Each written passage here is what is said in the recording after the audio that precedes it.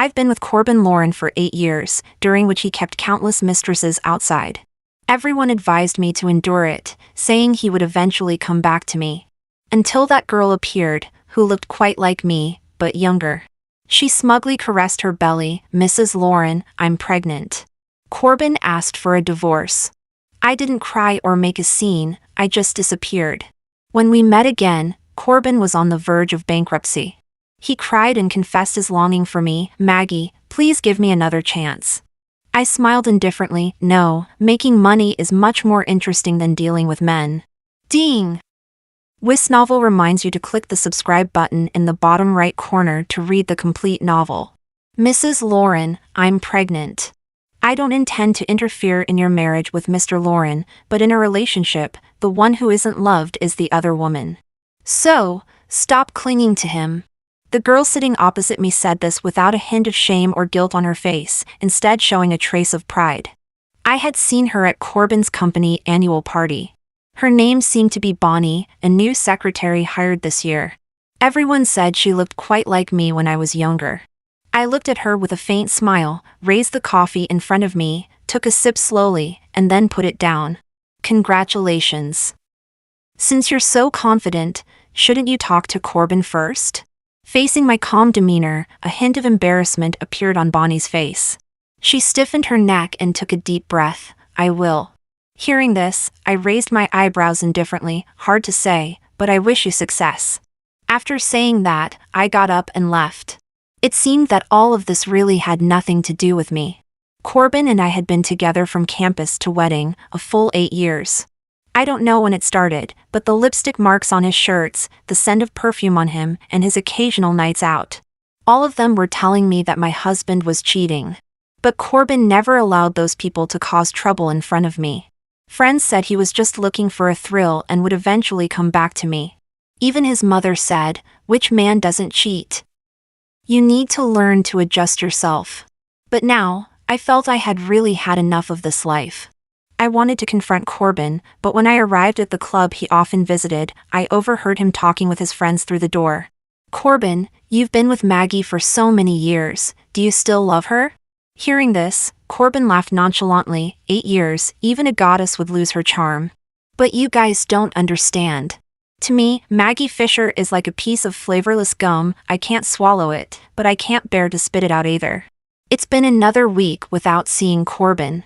Bonnie, however, sent me quite a few photos during this time, some of her lying in bed next to Corbin, and others of him half kneeling to put shoes on her. Now, the person he loves is me. There's no point in you clinging to him, Corbin's heart is with me. Seeing her childish behavior, I could only laugh. My marriage with Corbin was far more complicated than she imagined. 2 prominent families were bound together, and the benefits far exceeded the emotions between us. That evening, Corbin came back. I was sitting on the sofa reading a book when he stumbled in, reeking of alcohol, and sat down next to me, leaning on my shoulder. Time seemed to stand still. My phone vibrated. It was a message from Bonnie. "Starting tomorrow, the position of Mrs. Lauren will be mine." At that moment, Corbin spoke first. "Maggie, let's get a divorce." Hearing those words, a wave of dense pain surged in my heart. My heart isn't made of iron. Facing someone I had loved deeply and been with for 8 years, I couldn't just laugh it off. I didn't say anything. Corbin sat up straight, covered his face with his hands, and sighed helplessly. "I believe you already know about Bonnie and me. She's pregnant. Bonnie is still young and doesn't understand much. I need to give her a proper status. Besides, the child in her belly needs a father." So, he was this responsible? I suddenly remembered the 3rd year of our marriage. After much effort, I finally got pregnant. Corbin was very happy at first, but it was also then that I discovered he was seeing a divorced woman older than him. I made a big scene, and during a fight, he pushed me, causing me to fall down the stairs. I lost the baby. I could never get pregnant again. Afterward, he apologized guiltily. "Baby, I didn't mean it. Please forgive me. We'll have more children in the future." During that time, Corbin did behave better, but it only lasted for that period. My thoughts returned to the present. I looked at him with a faint smile, almost without hesitation. Okay, I agree to the divorce. Hearing this, Corbin seemed to think he misheard. He frowned. You really agree? I shrugged indifferently. What else? He nodded. It's good that you can understand. We'll still be friends in H City. If you ever need anything, just let me know. No need. I stood up, my expression indifferent as I continued. Tomorrow, I'll bring a lawyer to your company to discuss it. After all, our divorce isn't something that can be settled with just one sentence. After saying this, I got up and left. For the first time, I felt like I could breathe freely. The next day, the first person I saw at Corbin's company was Bonnie. She was sitting in Corbin's chair, her eyes full of undisguised smugness when she looked at me. Maggie Fisher, you lost. Bonnie said as she stood up and walked step by step towards me, crossing her arms and continuing to mock me. You're old and unattractive now, and you've been dumped. In the future, no man will want you. If I were you, ah. With a slap, the sound of a slap and a scream rang out. Bonnie covered her face, her eyes full of tears, looking at me incredulously. You dare to hit me? Hearing this, I smiled. Do I need to pick a day to hit you? Let me tell you, I ignored your provocation because I don't love Corbin anymore. Dealing with someone as uncultured as you is easier than squashing an ant for me. Saying this, I grabbed her chin, forcing her to look me in the eye. If you provoke me again, I don't mind sending the photos you sent me to your company's group chat. Let everyone see what kind of person you really are. After saying this, I released the stunned Bonnie and turned to leave. At that moment, Corbin walked in from outside. Seeing Bonnie in tears, he quickly walked to her side. He comforted her gently. Bonnie, are you okay? Upon hearing this, Bonnie burst into loud sobs. Maggie, she hit me. Hearing this, Corbin's face twisted in anger, and he shouted, Maggie, apologize. I turned my head and looked at him disdainfully. Dream on. Corbin Lauren, I advise you not to take advantage of the situation. Your infidelity during our marriage is undeniable. You should be glad I agreed to the divorce so easily. Don't act shamelessly in front of me, or neither of us will have a good time. Corbin looked at me with a strange expression because he had never seen this side of me in all the years we had known each other. But I didn't care anymore. I took the divorce agreement from the lawyer's hand and threw it at his face. My voice dropped to an icy level. Sign it. After the divorce, I moved back to my own house, and for once, life seemed to become bright and clear. Just as I was catching my breath while sitting on the sofa, Corbin's mom called. As soon as I answered, she started yelling at me. Maggie, are you crazy? How could you get divorced? Even if that woman is pregnant, I won't let her in. What are you thinking? At worst, let her have the baby, we'll give her money, and you can raise the child as your own since you can't have one yourself, isn't that fine? Listening to these absurd words, I couldn't help but laugh. You're just upset because Corbin probably won't be able to marry someone with my background again. I sneered and asked her mockingly. You were so generous back then, but didn't Corbin's dad marry someone else? The other end of the line went silent. I hung up the phone with a cold face and blocked her number. A month passed, and Corbin and I finally settled our assets. My friend Helen was genuinely happy for me when she found out about our divorce. They all said you should endure it, that Corbin would come back. Ugh. Who wants a man like that anyway? Her crude but straightforward words made me laugh.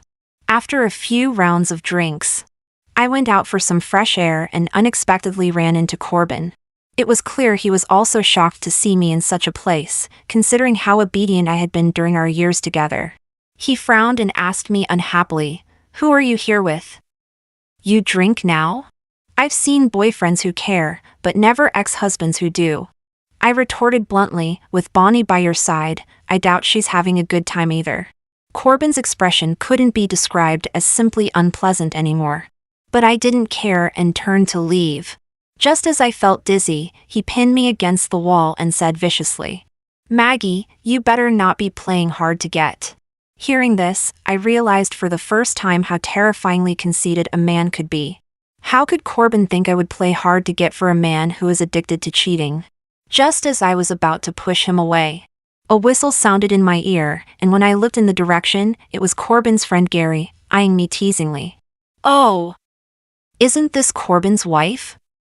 Ah, I forgot, ex-wife. Are you planning to rekindle old feelings because you can't forget Corbin? I looked at him coldly, pushed Corbin away forcefully, and turned to leave. But Gary blocked my way, full of mockery, and whispered in my ear. I told you to choose me back then, you regret it now, don't you? Just because both he and Corbin pursued me at the same time and I didn't choose Gary, he had done quite a few good deeds over the years. Hearing this, I sneered, raised my chin, and looked at him disdainfully. Compared to Corbin, you're even worse. Even if I had to pay for a gigolo, I wouldn't have anything to do with either of you. At that moment, a tall, handsome young man walked down the corridor. His overly luxurious outfit made him look like a gigolo from a club. As he passed by me, he glanced at me. In that moment of eye contact, I grabbed his hand and smiled seductively. Spend the night with me? I took out a card from my bag and slipped it into his chest pocket. The atmosphere on site became very strange. Corbin suddenly shouted, "Maggie Fisher! How dare you!"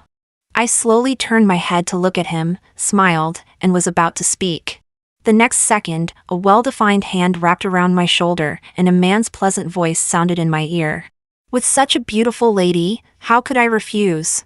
he said, taking the card from his pocket and putting it back in my hand. His voice was lazy and husky.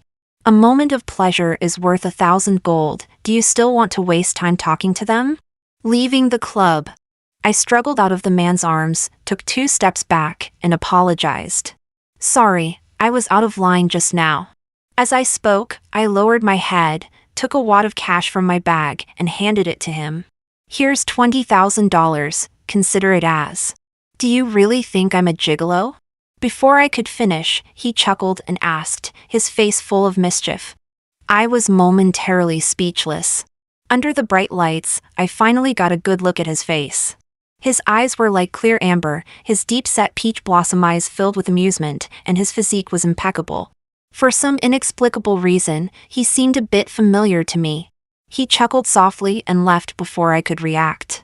After my divorce from Corbin, I completely changed my previously dejected state and started taking over the company. My parents were very pleased and said they would fully support me. But on my first day at the company, Corbin's mother came to pester me. "Maggie, you've endured for so many years, why can't you endure a little longer? Isn't it just a child? I'll get the money tomorrow and make her leave." Corbin's mother had a flattering look on her face, but I knew her thoughts all too well. After Corbin's father passed away, the Lauren family had been declining day by day. In the past few years, with the Fisher family's support, they barely managed to get by. Now that we were divorced, many business partners terminated their contracts, and the Lauren family's future looked bleak. In the corridor of the CEO's office, I looked at her indifferently.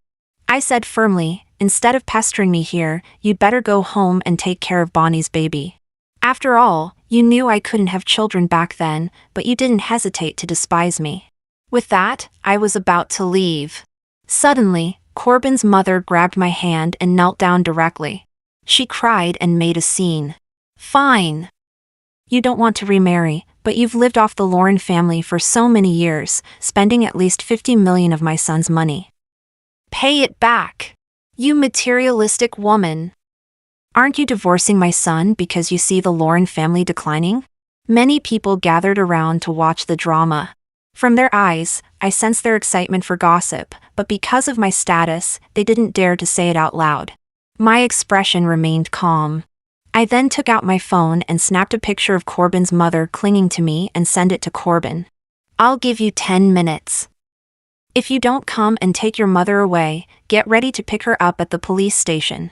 Less than 10 minutes after I sent the message, Corbin rushed over. Just then, the security guards were dragging his mother up from the ground. Seeing this, Corbin went crazy, pushing away the security guards and helping his mother up, glaring at me fiercely. "Maggie, after all, she was once your mother too. How can you treat her like this?" I turned around, crossed my arms, and looked coldly at the mother and son. "What did I do to her? She's the one acting crazy. But she's still an elder. Can't you give her some leeway? Corbin's eyes were full of confusion and anger. Maggie, we've been together for 8 years. How did I not realize you were such a heartless person? I really regret being with you. My silence was deafening. Corbin, I'm the one who should be saying that. I shouted angrily. Now, take your unreasonable mother and get out of my sight, or don't blame me for being completely merciless. After saying that, I was about to enter the office. The next second, several screams erupted around me. With a bang, Corbin's mother threw her phone at my head, and it shattered into pieces on the ground. But the expected pain didn't come. A pleasant, crisp scent filled my nose as a tall figure stood in front of me. After a while, I looked up at the person, and it turned out to be the man I had mistaken for a gigolo that night at the club. His brow was tightly furrowed, and his jaw was red and swollen from the hit. Just looking at it made one feel the pain. Maggie Fisher, you shameless woman. Do you just look down on our family? Go ahead, call the police and arrest me. I dare you. Corbin's mother was flailing and cursing in his arms, really like she was having an episode. My heart tightened, and I asked worriedly, "Are you okay?" The man shook his head. The anger in my eyes deepened, and a flame of fury enveloped my heart. I turned to look at the stunned security guard standing there. What are you standing there for? Throw them out and call the police to arrest this lunatic, I said as I tried to help the man into the office. Corbin suddenly called out to me. Maggie, are you really going to send my mom to jail? Just for this, the gigolo you paid for one night? It seemed he had also recognized the man who shielded me from the phone. I stopped in my tracks, my tone flat. Letting her cool off inside for a while isn't a bad thing. At this moment, the man I was supporting also spoke up. He raised a slight smile at the corner of his mouth, his posture relaxed. Mr. Lauren, shouldn't your mother be punished for doing something wrong? By the way, let me introduce myself, I'm Darren Ford. It's okay if you haven't heard of me. But I suppose you've heard of my father, Albert Ford, right? As soon as he said this, Corbin's face turned pale instantly. Everyone present, including me, looked at Darren in shock. In the whole of Capital City, who hadn't heard of the Ford family, who were thriving in both business and politics? No wonder I found him familiar that night. He was indeed the cherished son of Albert Ford, Darren Ford. In the spacious office, I looked at Darren somewhat uneasily. He rubbed his increasingly swollen jaw, then looked at me with a bright smile.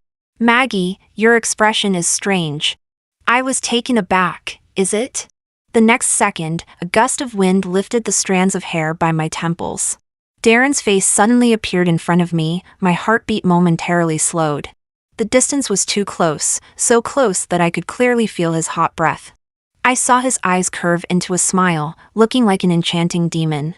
Yes, is it because you know my identity now and are feeling distant from me? As he spoke, my gaze uncontrollably fell on his thin lips, opening and closing. They looked very soft. Seemed very kissable. Realizing what I was thinking, I took a step back in horror. My earlobes also turned a strange red. I no longer looked at him. Why are you here? The Starseed Project, my dad asked me to come. He said, leaning on the sofa, his head tilted carelessly as he looked at me. I didn't expect us to meet again. I had heard from my secretary that the person in charge of the Starseed Project had changed, but I never thought it was Darren. I looked at him. Thank you for today. Should I accompany you to the hospital to treat your wound? Then we can come back to discuss the project? Hearing this, Darren smiled and shook his head. You can handle the project as you see fit. I trust you can do it well. As for thanks, how about you accompany me to a place? This is the first time in nearly 30 years that I have come to a racetrack. Here. As I was lost in thought, Darren had already changed into his racing suit and tossed the helmet in his arms to me. I caught it steadily, feeling a bit hesitant, I don't know how. He just smiled and walked up to me, gently placing the helmet on my head. It's enough that I do. My heart was racing, and just the thought of the upcoming speed made my palms sweat slightly. After getting in the car, Darren leaned over to fasten my seatbelt. He looked at my nervous expression. Don't worry, Maggie. I won't let anything happen to you. His reassurance inexplicably calmed my nerves a bit. The screeching sound of tires against the ground rang out, and Darren chuckled as he asked me, "Ready?" I nodded, and the next second, he floored the gas pedal. The car shot out like an arrow, and everything around us blurred into a fast-moving backdrop. A rush of unprecedented excitement and relaxation surged from the bottom of my heart. I turned to look at Darren. His expression was calm, as if the whole world was under his control. After getting out of the car, he helped me to a seat nearby. He twisted open the cap of a bottle of water and handed it to me. "How was it?" "Fun?" It was hard to say if it was fun or not, but the feeling of leaving all my worries behind during that speed was indeed great. "Didn't expect you to know how to do this," I said, taking the water. He smiled and sat down next to me, suddenly speaking with a bit of melancholy. "I used to be a racer, but my dad thought I was neglecting my proper duties and stopped me from racing. I had always known that Albert Ford had a son he doted on, but I didn't expect he wouldn't let Darren do whatever he wanted. I didn't know how to respond to him because children from families like his are destined not to choose their own lives." After a while, Darren stood up, the sunset perfectly enveloping him, casting an orange-yellow glow all over his body. He smiled freely and brightly. "Let's not talk about that. How about you? Was that person your ex-husband?" I was taken aback for a moment, then nodded. "Yes, we just got divorced a month ago." "He cheated." Initially, I didn't want to show my embarrassing side to others, but Darren always gave people a reassuring feeling. Besides, I wasn't the one who made a mistake. Why should I feel ashamed? The one who should feel ashamed is Corbin and Bonnie, who knowingly got involved. He nodded knowingly. "Do you know why I believe you can handle the project well?" Hearing this, I frowned. Darren slowly stood up, looking at me against the sunset. "From your ex-husband and his mother's behavior, it wasn't a good marriage. But you were still able to calmly and rationally deal with them. I firmly believe that you can excel in more roles than just being a wife. Maggie Fisher, congratulations on your divorce. From now on, shine brightly in your life." Darren not only entrusted me with the Starseed project, but he also gave me the decision-making power regarding Corbin's mother's malicious injury case. A few days later, Corbin found me. He sat across from me, scrutinizing me with an expression I had never seen before. In the end, he was the one who broke the silence. "Maggie, you know my mom's health isn't good. She's been detained for several days. Do you really have to torture her like this?" Listening to his dissatisfied questioning, I casually took a sip of water. "Corbin, you're in your 30s and still don't understand that you have to bear the consequences of your actions? There's nothing more to say about this. If there's nothing else, I'll be leaving." I glanced at the time as I spoke. Lately, I've been spending a lot of time at the racetrack with Darren, and it was almost time to meet him. Corbin looked at me helplessly, feeling like he was punching a pillow. "You're still upset about me being with Bonnie, so you're doing everything you can to make my life difficult, aren't you? I admit I've done many things wrong to you over the past 8 years, but what's done is done. What more do you want from me?" "Enough." I interrupted Corbin's rambling, looking at him impassively. "You've said too many things like this over the past 8 years. Did I put that much pressure on you? Did I make you cheat? How can you men always blame others for your mistakes?" I stood up as I spoke, just as Bonnie arrived.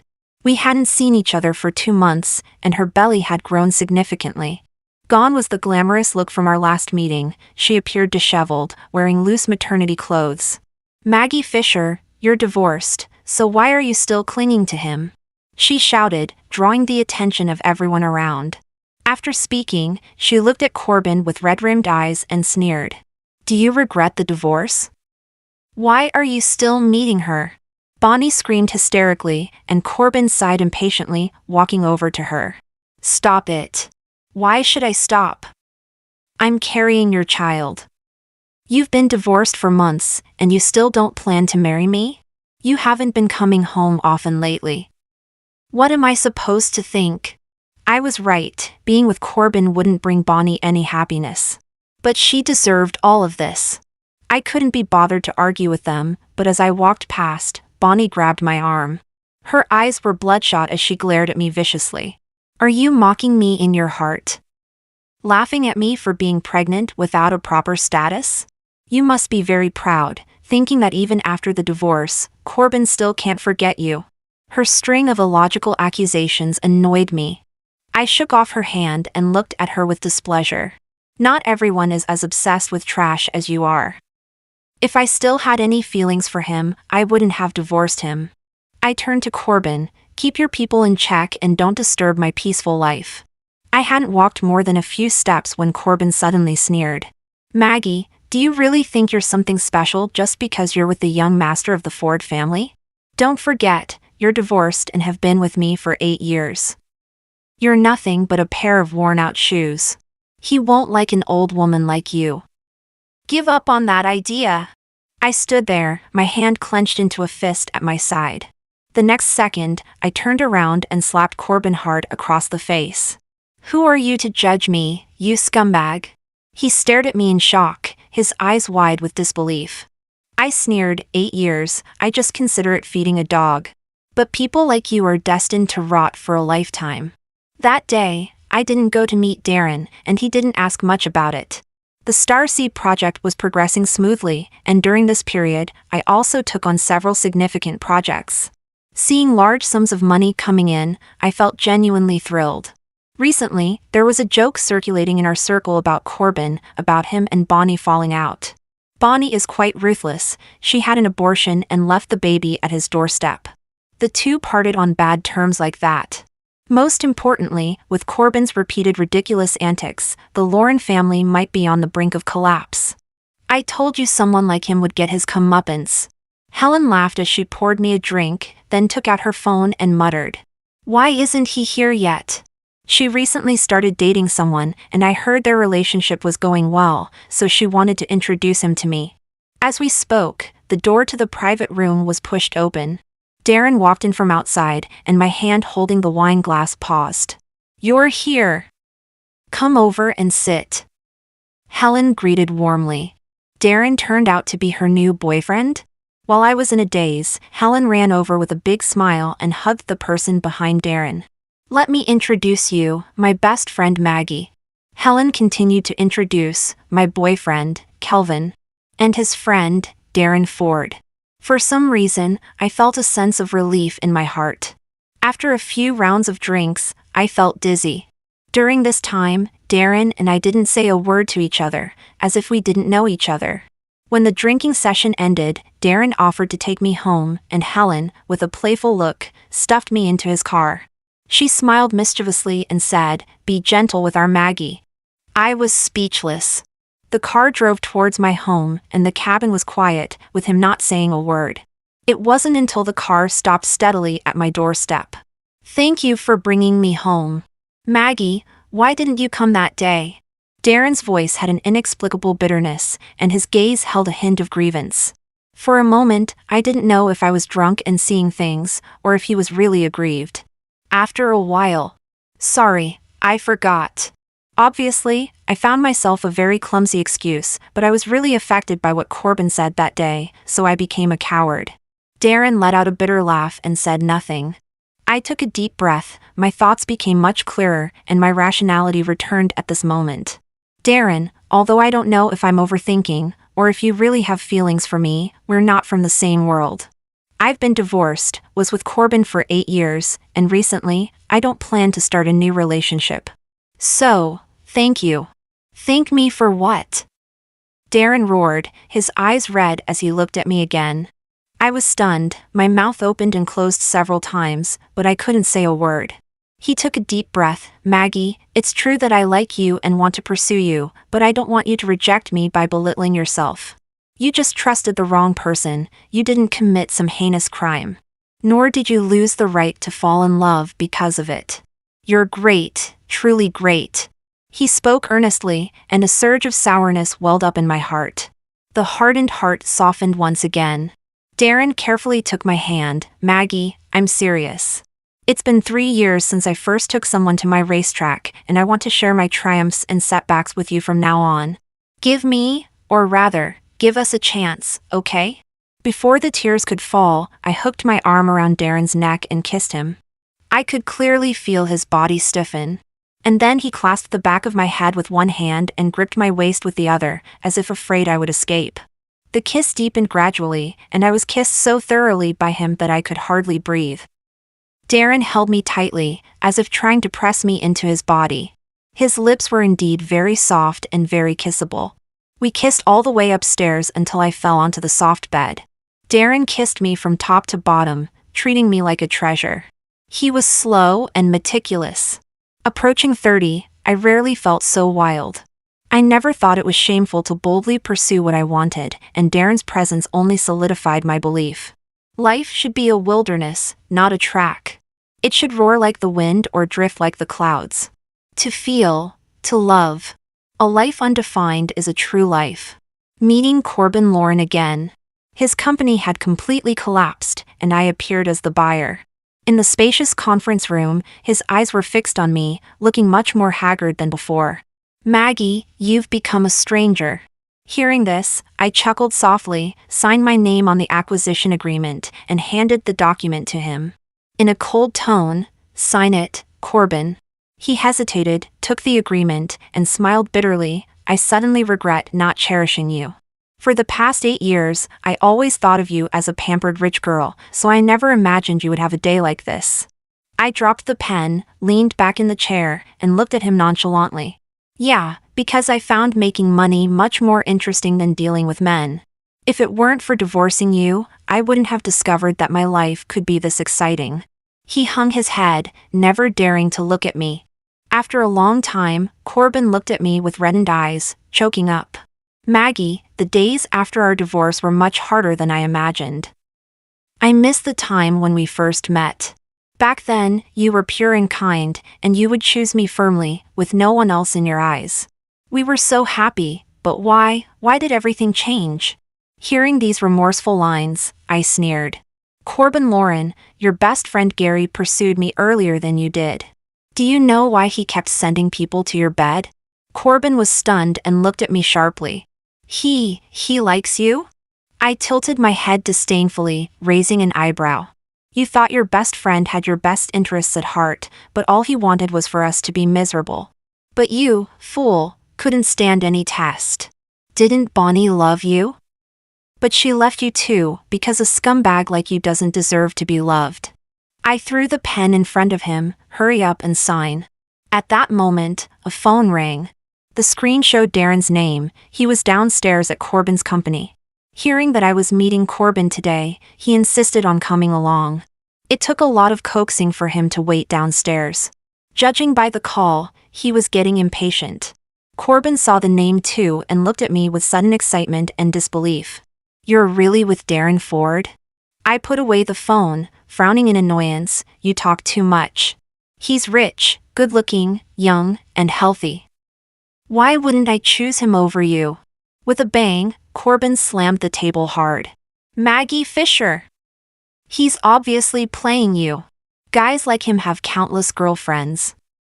How could you fall for it?"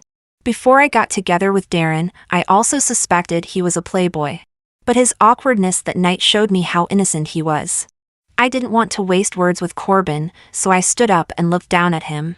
"Don't blame me for not warning you. Besides me, no one else would be willing to spend the money to acquire your company. I'll give you 10 more seconds. If you don't sign, I'll consider you in breach of contract. The penalty is $5 million. Think carefully." Faced with my indifference, Corbin's face was full of helplessness and sorrow. He probably never imagined that the person who once loved him so much could become so cold. But he deserved all of this. He still signed the agreement. I put away the agreement, not wanting to stay a second longer. As I was leaving the conference room, Corbin grabbed my arm, begging bitterly. "Maggie, for the sake of those 8 years, give me another chance." Before I could speak, Darren's voice sounded, leaning against the door frame with eyes like ice. "Take your filthy hands off my girlfriend's arm." He walked over step by step, pulling me into his arms. Murmuring with a hint of grievance, "I shouldn't have let you come alone." Darren, like a puppy, carefully took my hand. Seeing this, I smiled and coaxed, "It's over, let's go home." Watching us leave, Corbin collapsed to the ground, his eyes empty. Maggie Fisher, give me a chance. I was really wrong. In less than a year, I had made a name for myself in Capital City. Both my career and love life were flourishing. It was only after being with Darren that I understood that loving and being loved can't compare to mutual love. I never thought I would find my true soulmate. That night, after a late business engagement, Darren said he would come to pick me up and had a gift for me. I smiled and agreed. While waiting for him by the roadside, a black business car stopped in front of me.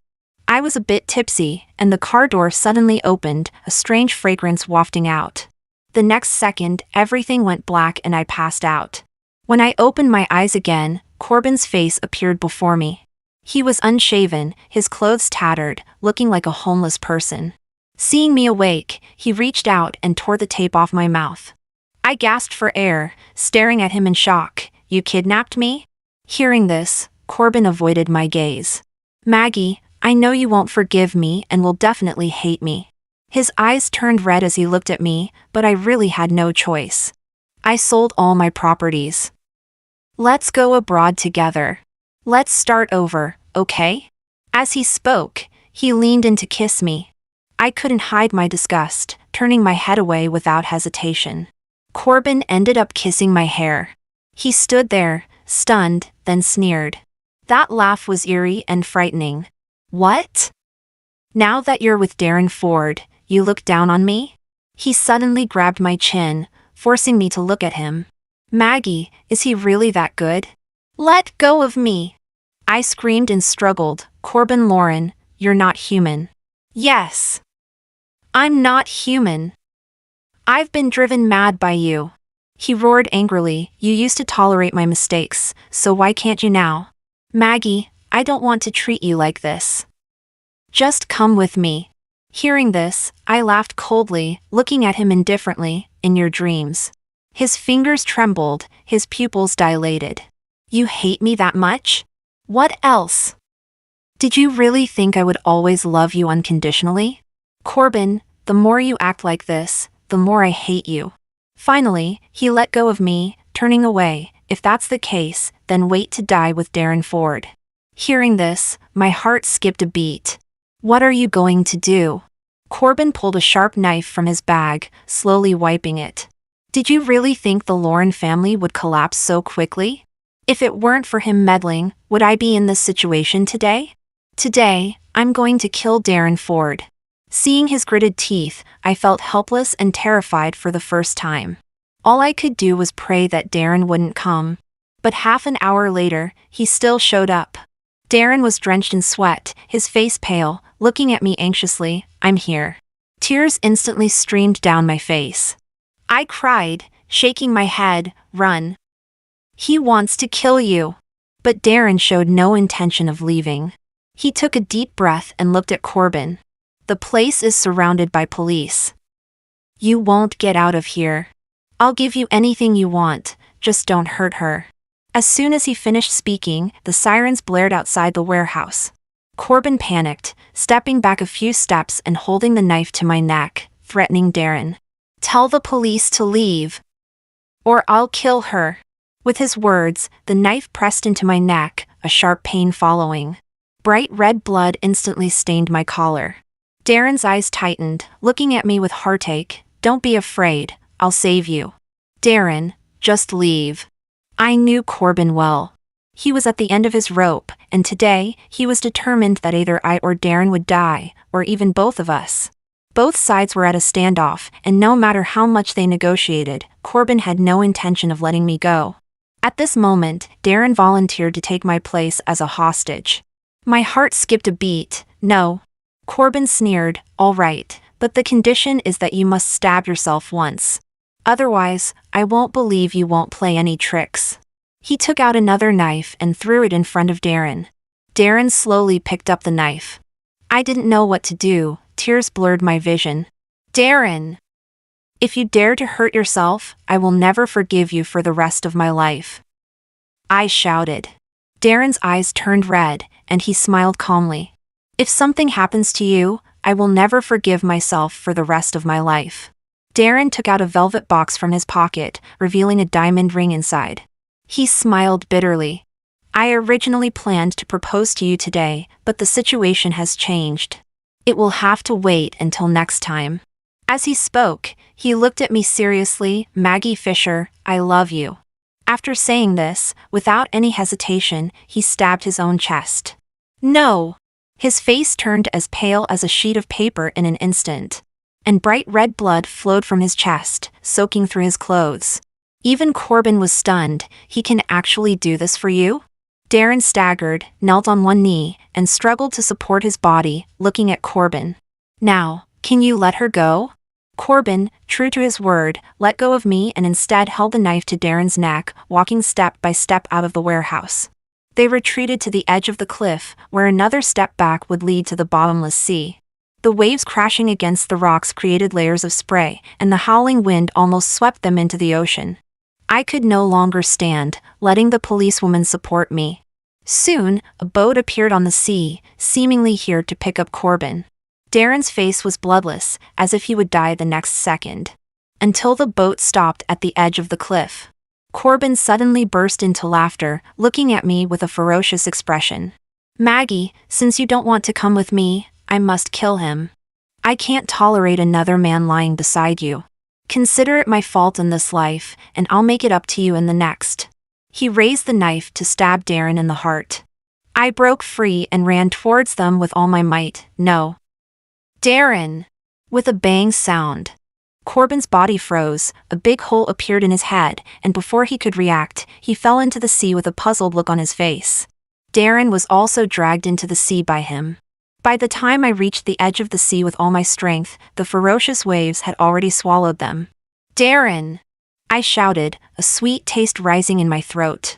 I spat out a mouthful of blood and fainted. 1 year later.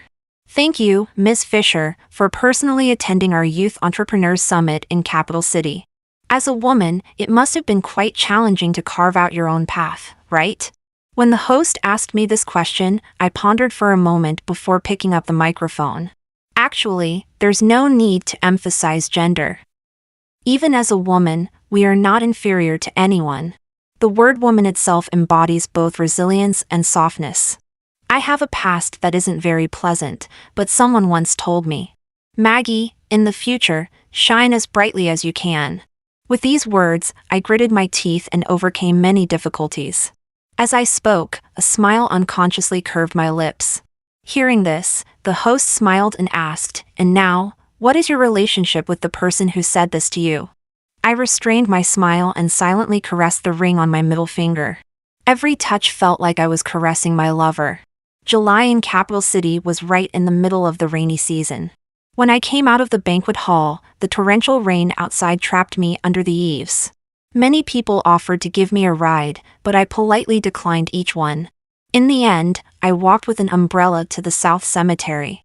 Simply because my lover rests here in eternal sleep.